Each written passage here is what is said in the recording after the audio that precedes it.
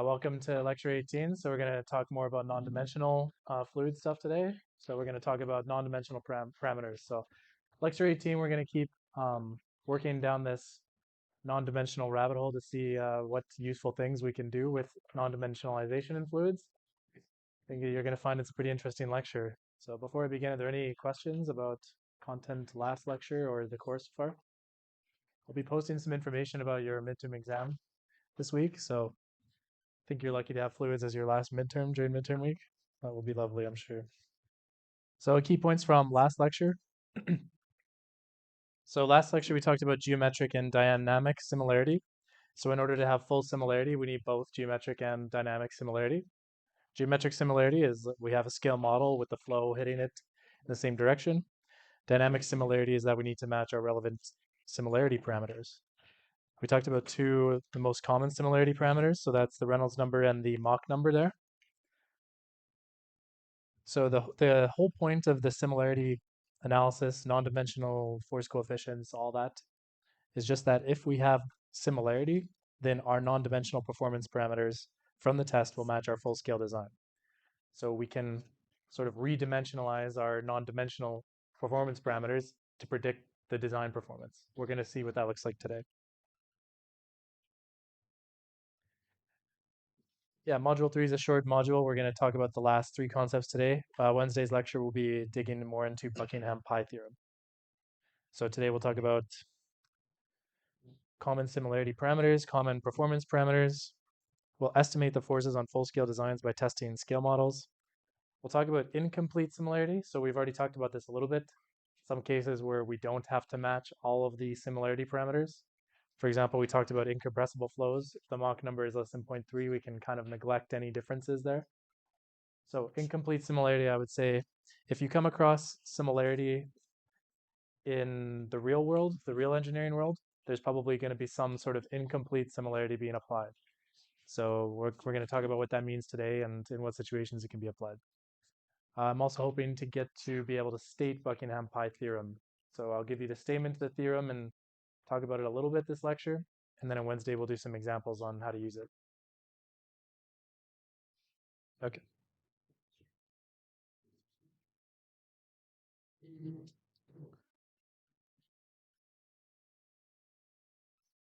So I'm going to review the kind of the whole point of this part of the course.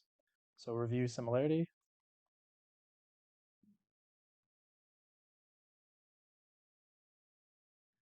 So the goal is to predict performance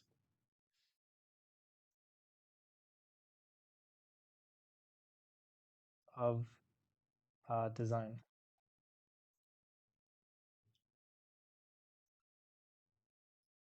So I'll talk about kind of the flow of, I guess, information or analysis that's done. Maybe you can think of this as the logic flow that we're doing in similarity analysis. So we have some design scale here. So that's like a full scale airplane. And I mentioned last lecture, it's generally considered impractical to be able to test a full scale airplane in a wind tunnel due to issues like having to mount it, the cost of manufacturing it, and so on. So say we have some sort of model there. So here's the scales we have. Design scale,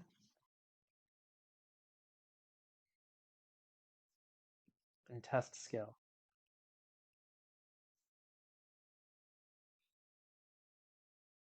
So what we do in experimental fluid mechanics is we create a flow or measure the flow over some test scale model.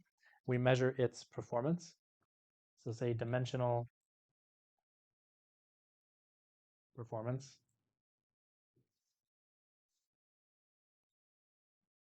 For example, that could be like a lift force and a drag force. Those forces would be of interest for this airplane.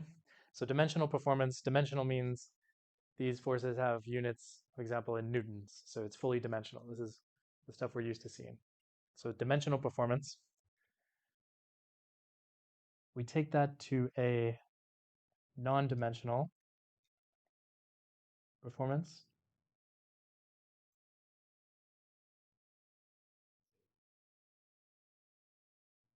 example, a lift coefficient or drag coefficient, and I'll define these later in the lecture. Now, the design scale also has non-dimensional performance parameters.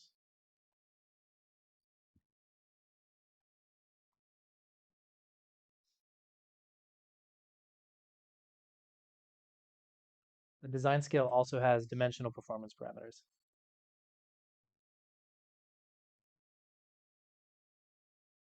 So the total lift on this airplane on the design scale will be different than the total lift on the test scale.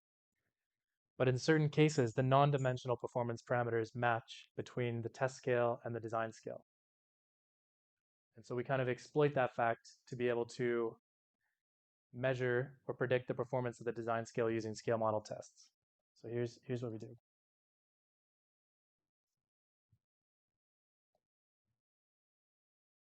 So when we test this model, we can experimentally measure the performance of it.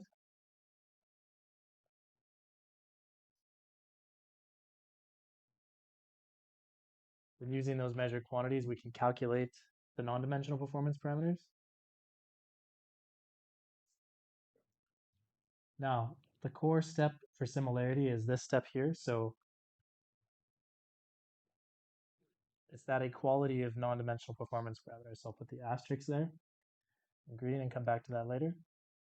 So if we have equal non-dimensional performance parameters, we can jump across to the design scale. Then we can compute dimensional performance parameters from the non-dimensional ones. And those dimensional performance parameters will predict our design scale performance.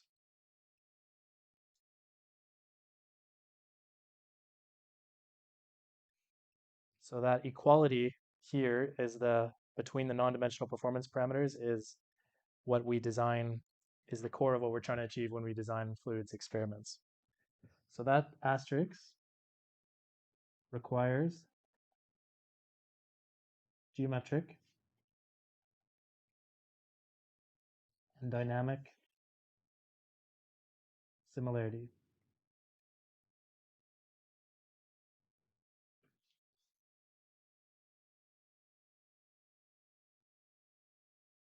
Are there any questions about this?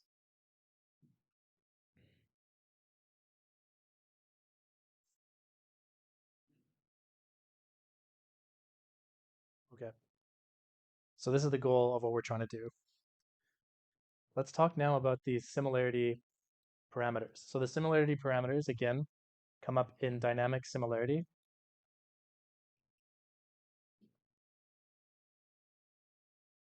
Common similarity parameters.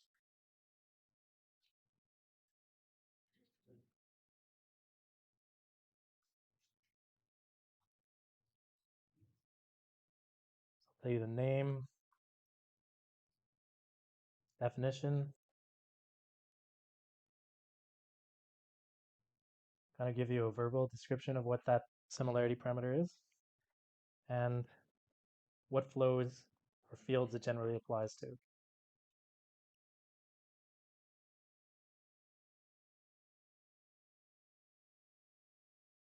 So we looked at already Reynolds number.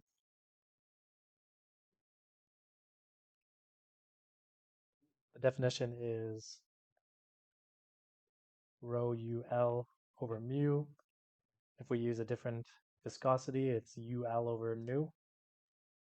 And the words we talked about last time were that the Reynolds number gives us a description of the inertial force in our fluid over the viscous force. Not words, this ratio just kind of generally tells you that. It tells you comparing two different flows, if one has a higher Reynolds number, that means the inertial forces are higher in that flow. And the Reynolds number is relevant for basically all flows. So this is by far the most important non-dimensional number, the Reynolds number. So if there's one that you remember, it should be the Reynolds number. When we're going to start doing some analysis in the second half of the course, the first thing we check is the Reynolds number of our flow. Determines a lot of the analysis techniques that you'll use, things you need to look out for in experiments, that sort of thing. So the Reynolds number is the most important one. We also talked about Mach number.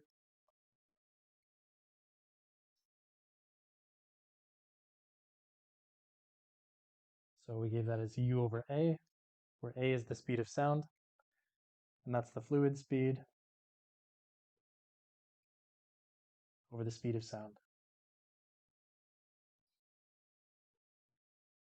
The Mach number is applicable to all flows. We usually talk about it when we talk about highly compressible flows like hypersonics or supersonics. So that's because they're characterized by a high Mach number, but the Mach number is, for any flow, you can just compute it to check is it compressible, incompressible. So that's the most important part that the Mach number is usually used for, is computing compressibility. We saw this next number in the video last time, so that was the Froude number.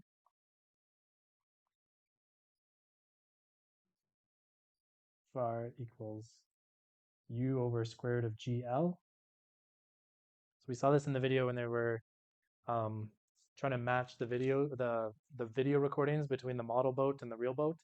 So that was based on a Froude number matching. And it tells us inertial force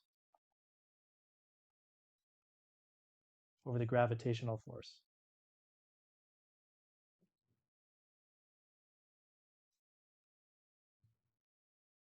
That generally is used in free surface flows.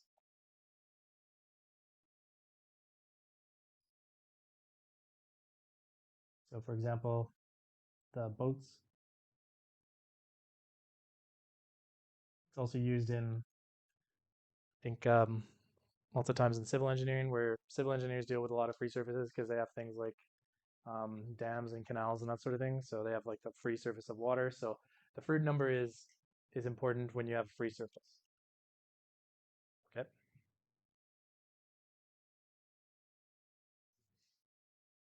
The next one you might have seen before in heat transfer class. You've also probably seen non-dimensional numbers in lots of different classes. So this would be the Nusselt number.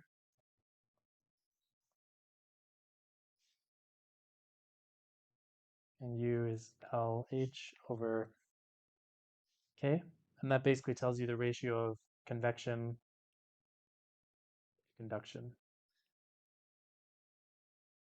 It's relevant in the area of heat transfer.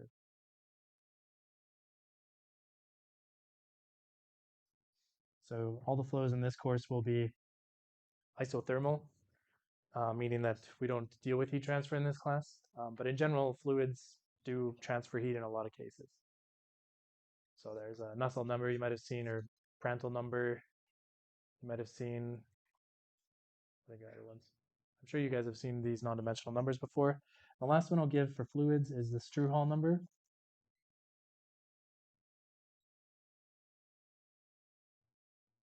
ST is FL over U. So what the Strouhal number is it's a ratio of the flow timescale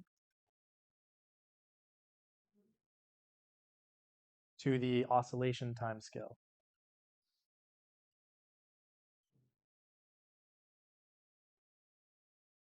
And it's relevant for oscillating or periodic flows.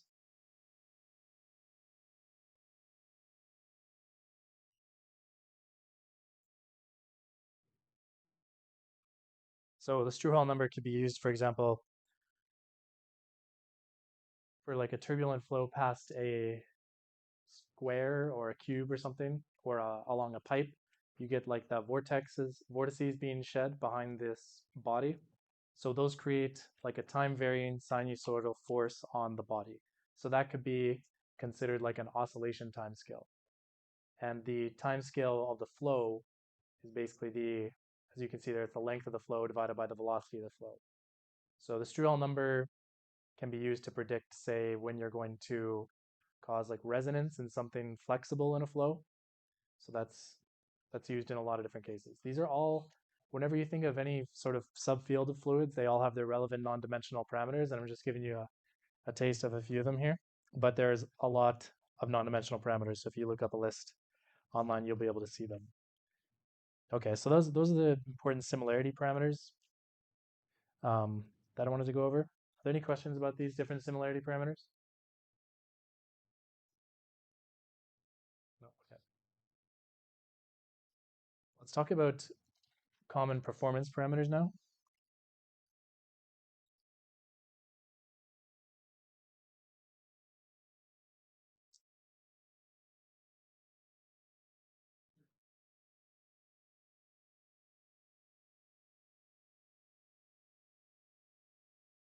So the similarity parameters above, those are the things that we have to match between our test and our experiment. And the performance parameters are what basically we want to be able to get out of our experiment. So they're a non-dimensional measure of performance. I'm going to basically make the same table.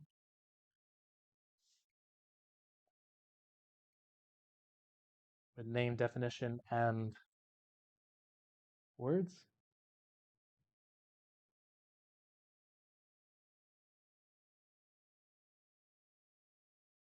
First one, let's do lift coefficient.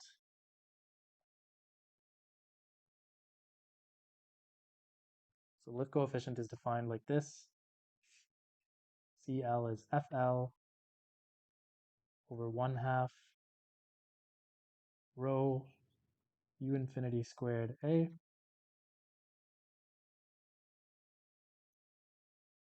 What the lift coefficient gives us is the lift force to the dynamic force. Okay, so what do I mean by dynamic force? We're going to see later in the course this quantity, 1/2 rho U squared, is kind of like a dynamic pressure. So when we take that dynamic pressure, we multiply that times area, we get dynamic force. So you can think of this as like if you have like a wing just in some flow, the same geometry, and you start increasing the velocity of this flow. The lift on the wing is going to go up, right? The lift coefficient, basically how much force you're generating per unit energy, it might not change. So it's like a non-dimensional. The bottom is basically like the energy you're putting in, and the top is, well, it's a force, but it's like an energy and lift you're getting out. So it's the ratio of the lift you're getting per energy over the wing. So that's lift coefficient, and drag coefficient is defined the same way.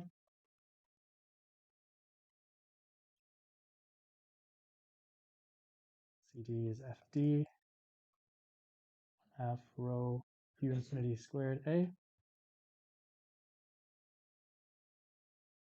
That's the ratio of drag force to dynamic force.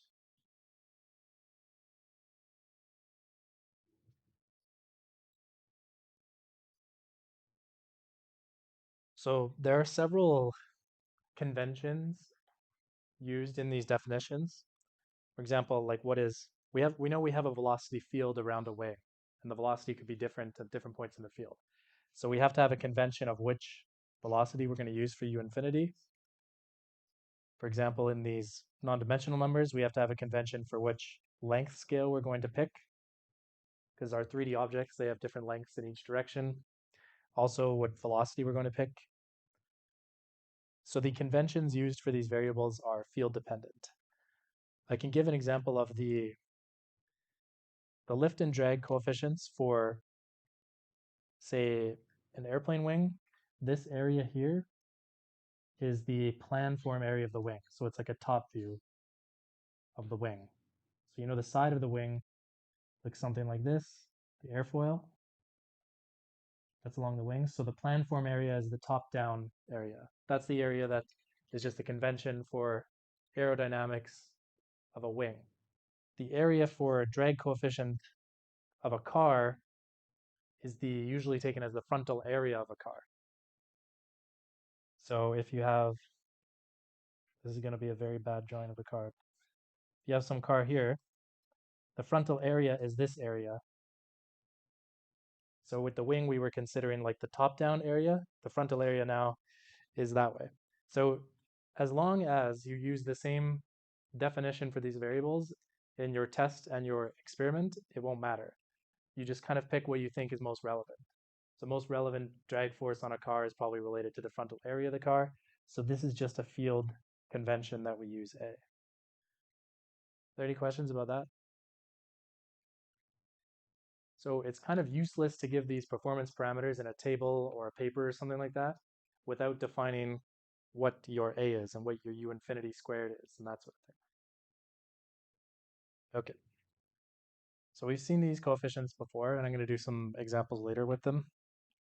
So this, we've also seen skin friction coefficient.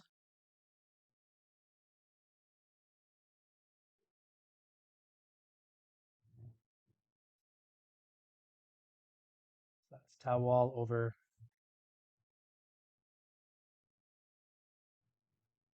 1/2 rho U infinity squared. That basically tells us the wall shear stress per unit of dynamic pressure in the free stream.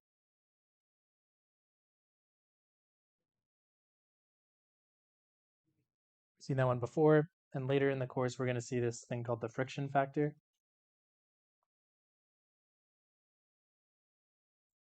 The friction factor is just called F. It's HF over B squared over 2G L over D. So it's what the friction factor is used for is it's used to predict how much frictional losses you're going to get in a pipe. So in flow through a pipe. So it's the ratio of friction head loss. We're going to define what head loss is later in the course, so don't worry too much about this right now. To the velocity head.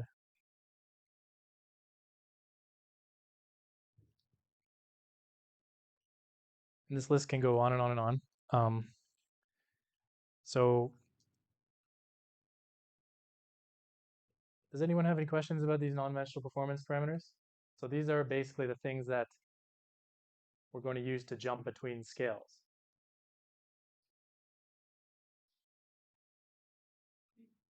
You might wonder, like the constants. So the reason that there's a half here is because that dynamic pressure is equal to 1/2 rho U infinity squared. So if you were to say find a table and lift coefficient was defined without the half, then you know that's just defined differently. So if you have to compute the lift force, you don't include that half in there. So again, when these are provided, they're kind of useless without giving a description of the reference areas that are used for that.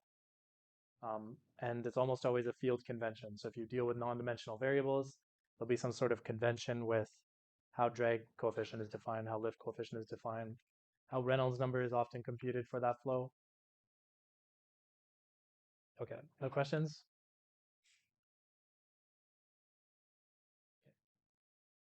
Let's do an example now. So I'm going to give an example where I basically walk through this logical flow chart. So if you have this in your notes, you can keep referring back to it. So what we're going to do is we're going to pretend we have some sort of experimental test that we've matched the similarity to a design.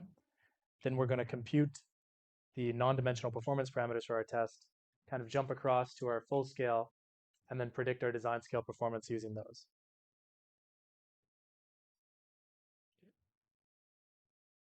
So this example is going to be based on low-speed wing design.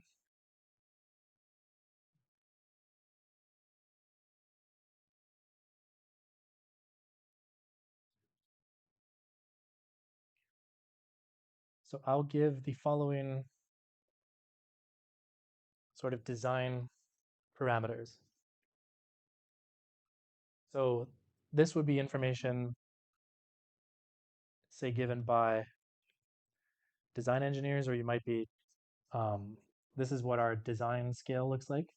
So let's say we have U infinity of 15 meters per second of some wing. Our characteristic length is the chord of the wing, which I think you guys saw. The chord is like, for a wing, say that has a side view like that, the chord is this distance here. So it's the horizontal length of this wing.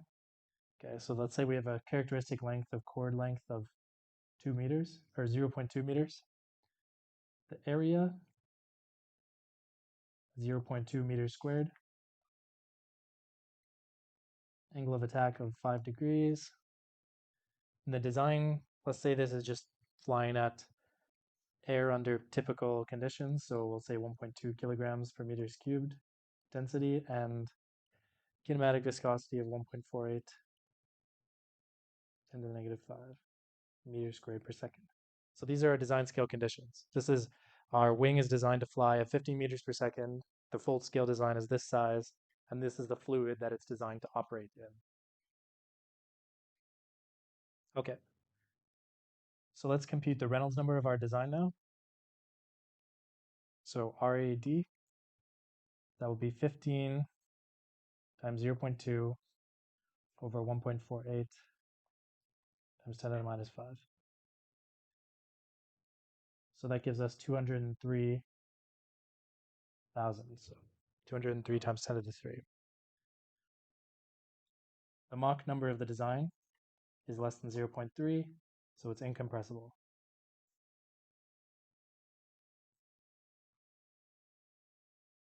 So the Mach number is like 15 meters per second divided by 340, so this is quite a low speed. This might be for like a drone or something like that. So the design characteristics for our wing. Now we'll look at our test scale.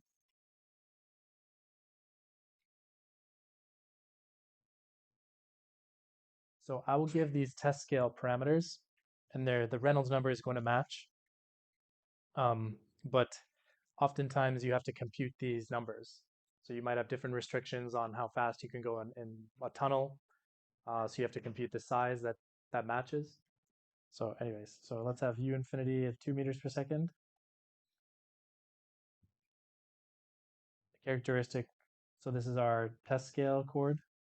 Let's say we're going to test a half scale model, so 0.1 meters. Our area will be 0.05 meters squared. So since we're testing a half scale model, the area went down by a factor of 4.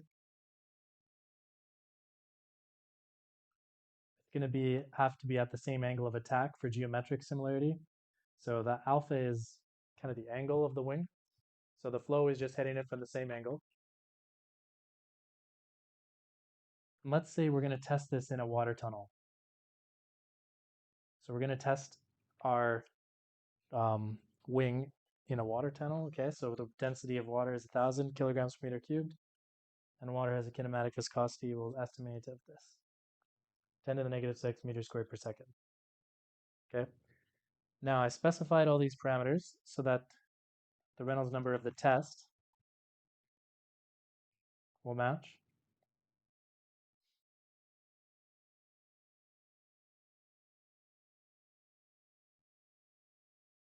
Which is good. And again, we have Mach number less than 0.3, so it's incompressible.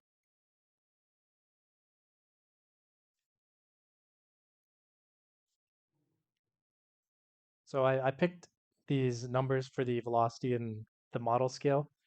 Usually that's what you get to play around with when you're doing wind tunnel or water tunnel tests, is you get to decide how big of the model you want to make and then how fast the wind tunnel or water tunnel should run. So you can play with those two variables in order to basically get a model that fits within your experimental apparatus. And also the speed has to be something you can actually achieve in your water tunnel. Okay, so we have basically if I tell you the relevant similarity parameters are just the Reynolds number and the Mach number, and we have a perfectly scaled model with the flow hitting it at the same angle, we've satisfied similarity.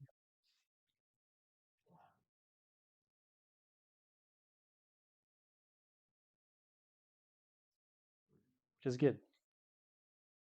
So are there any questions before I have more to finish in this example, but are there any questions about, say, the matching between these two?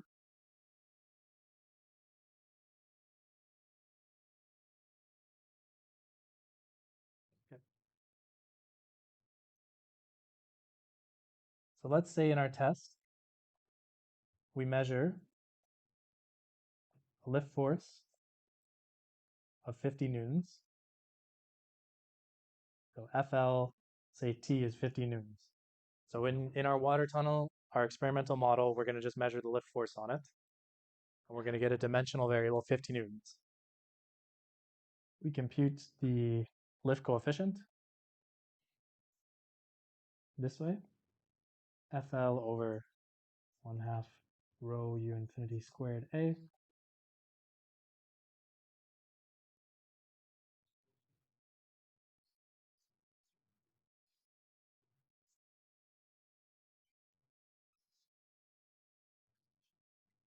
So these are all test scale parameters. So we have test scale lift force, test scale density, test scale velocity, and test scale area. So the test lift coefficient is 0.5. So this is our non-dimensional lift coefficient for this wing.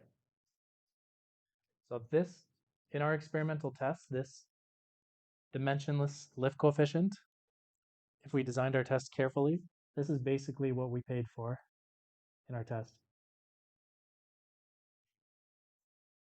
So it's expensive to do tests. So you want to make sure you're going to get something that's going to be useful. So that's the whole point of similarity. So you design your test so that this lift coefficient is worth paying for, because this lift coefficient is basically the same lift coefficient as our full scale design. So since similarity is satisfied, the design lift coefficient is equal to the test lift coefficient.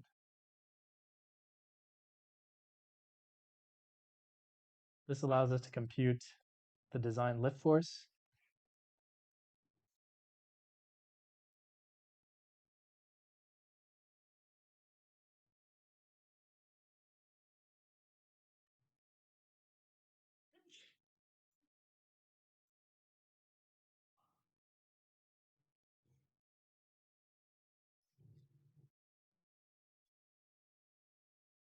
our design lift force is 13.5 newtons. So that's our design prediction. So again, when we're dimensionalizing to the design, all these have to be the design variables. So the lift coefficient, the non-dimensional parameter, allows us to connect our test scale and our design scale. So even though our model test, we measured 50 newtons of force, our design size, it will have a different dimensional force, but we'll have the same lift coefficient. Are there any questions about that? This example?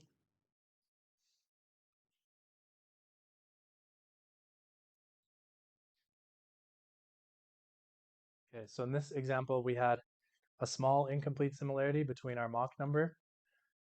So the Mach number was different in the design and test, but that's okay because they're both incompressible.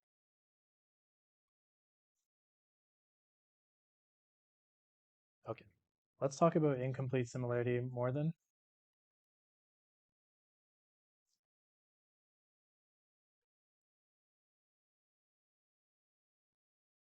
Because we almost always have some sort of incomplete similarity. Sometimes performance parameters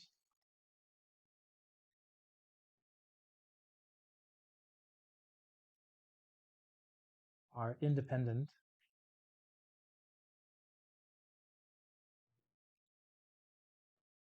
of some similarity parameters.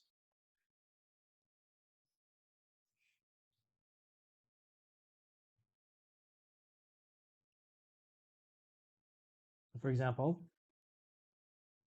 in the above,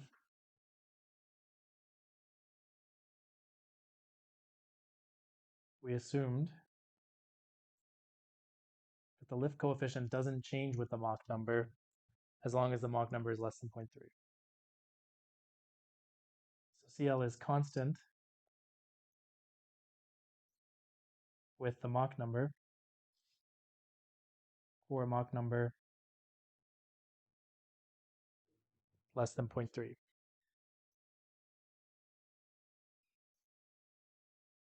So that's because the compressibility effects we can neglect for less than 0.3.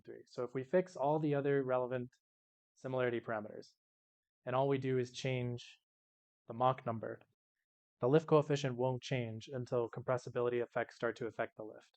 So that's the Mach number less than 0.3. So this Mach number independence is a more common incomplete similarity. But Reynolds number independence is something I think worth talking about. So independence.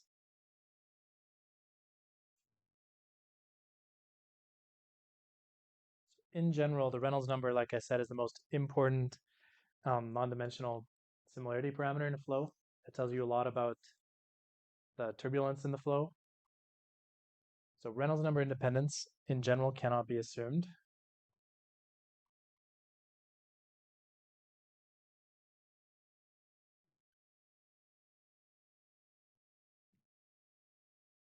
It's only valid for special cases.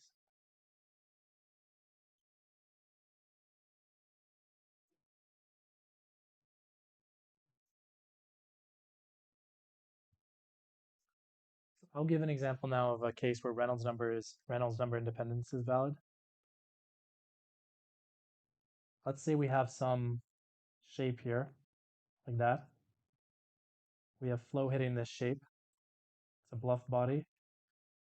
We don't really care what the exact shape is right now.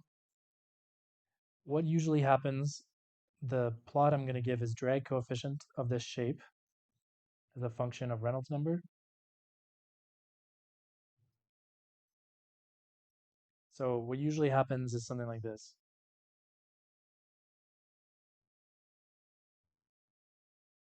So the drag coefficient for lower Reynolds number highly depends on the Reynolds number that you're at. After a certain point, you reach this sort of plateau,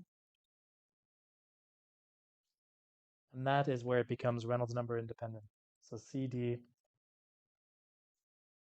is approximately Reynolds number independent.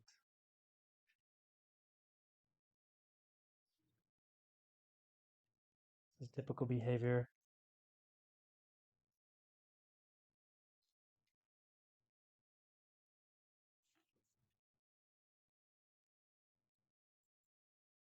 For bluff body. Even typical, like there's so many bluff bodies that this doesn't hold for, so I'm just going to say for some bluff body.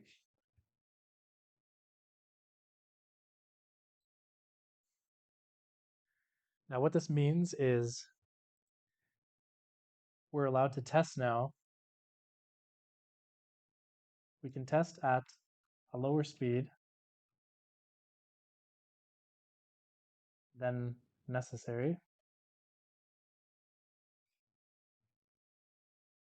to match the Reynolds number.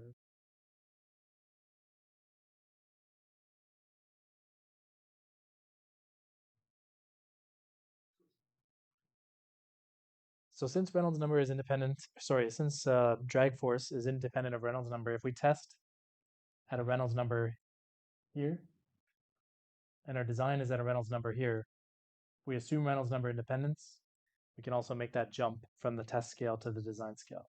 But this is a very big assumption. It's made in a lot of cases, but a lot of times you make this assumption because you kind of have to. So we're going to see why in a second, but this assumption is often made because you have to and then justified. I'll say that in practice. So let's give an example. So for example, let's say we have a design Reynolds number of 12 million. But the results, I'll say, but CD is Reynolds number independent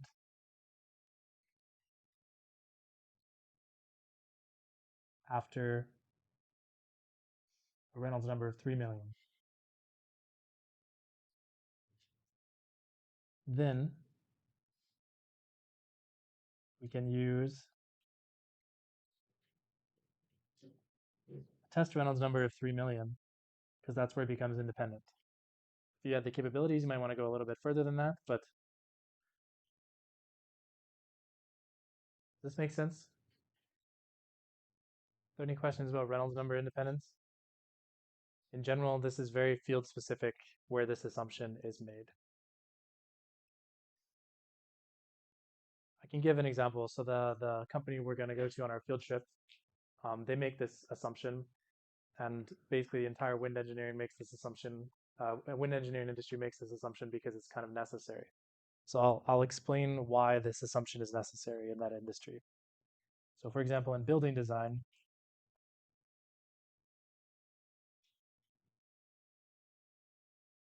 let's say we're going to test a 1 to 200 scale model. So 1 to 200 scale, for example, like above the wing we did a 1 to 2 scale. But because buildings are so big, in order to actually fit it in any wind tunnel that's reasonably cost effective, you have to shrink it down quite a bit. So for example, 1 to 200 scale, the CN Tower is 553 meters, but a 1 to 200 scale model of that in a wind tunnel would be 2.765 meters. So still almost 3 meters tall. So still like a decently big wind tunnel. So let's try to look at if we had to match the Reynolds number between the test and the design for this industry. Reynolds number design is Reynolds number test. So UD LD over, let's assume that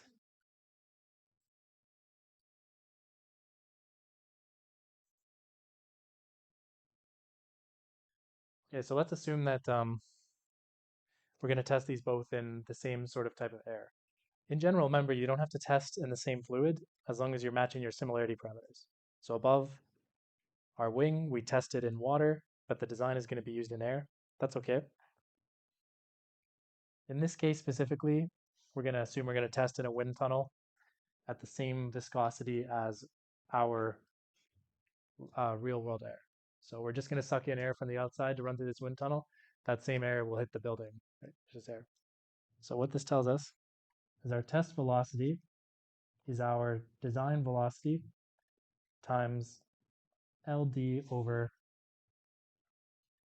LT. And that ratio is 200 if we have a 1 to 200 scale model. So I haven't actually defined what length I'm going to use for the Reynolds number. That's because, like I said, it's actually a little bit arbitrary because you have a 1 to 200 scale model and you use the same length in your geometry. That ratio is what's important. So we say 200 UD.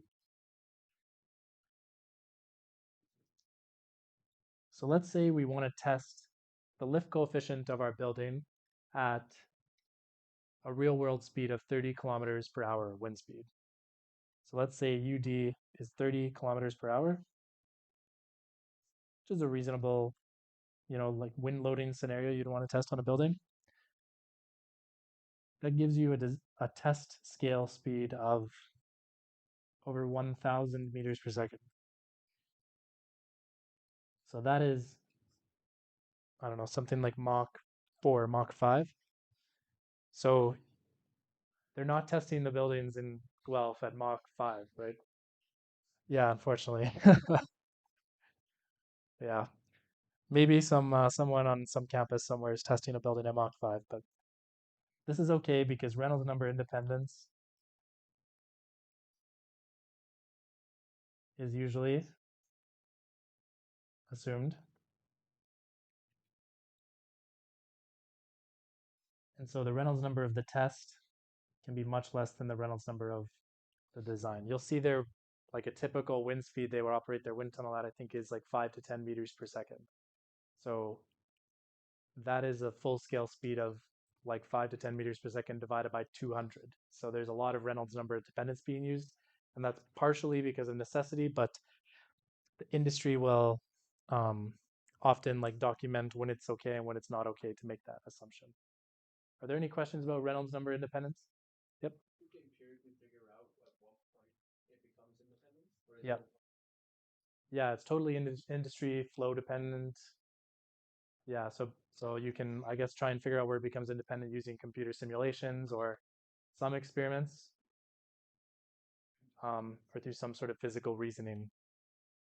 Any other questions about Reynolds number independence? Okay. So let's get to Buckingham-Pi theorem.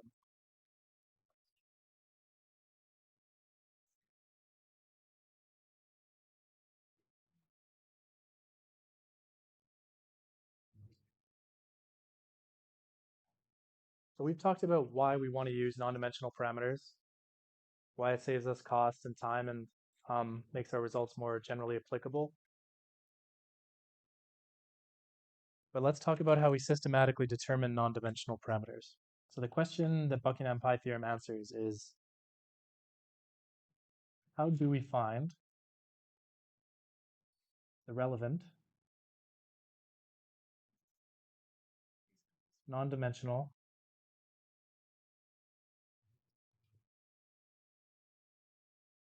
performance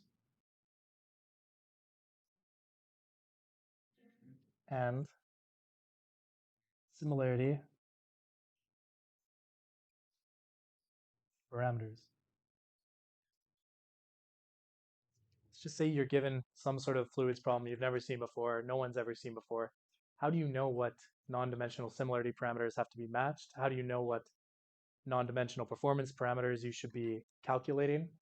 So how do you know basically what, like the non-dimensional performance parameters are important because if you calculate those wrong, like those numbers might not match between your design and test scale. So that's why these are important.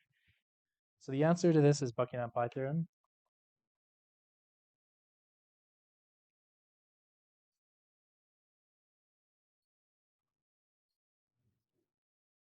The theorem is stated here.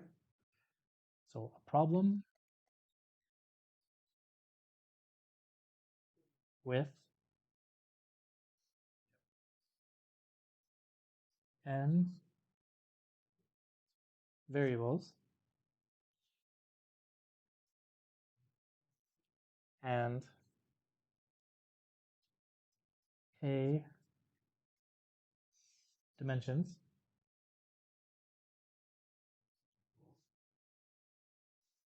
has n minus k dimensionless groups.